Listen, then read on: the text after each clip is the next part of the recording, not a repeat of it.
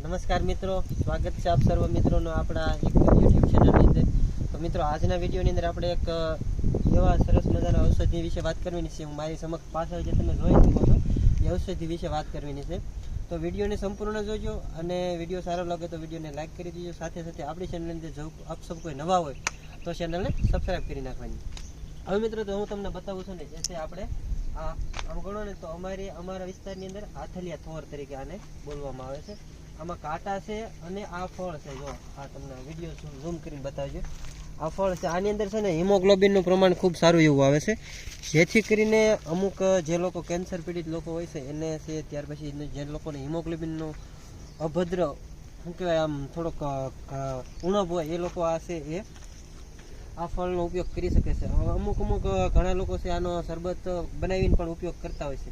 તો મિત્રો, વિડીયો સારો લાગે તો વિડીયોને લાઇક કરી દો અને અમારી ચેનલની અંદર નવા હો તો ચેનલને સબસ્ક્રાઈબ કરી નાખો, જેથી કરીને અમે આવા વિડીયો અલગ અલગ ગોતીએ અને આપના સુધી પહોંચાડતા હોય તો અમને પણ એક પ્રકારનો ઉત્સાહ મળે અને એક પ્રકારની જુસ્સો મળે. તો સારું મિત્રો, કાલથી એક નવા વિડીયો સાથે મળશું. ત્યાં સુધી આપ સૌ પાસેથી રજા લઈશું. તો હું બોલ્યો એ પાછું બધું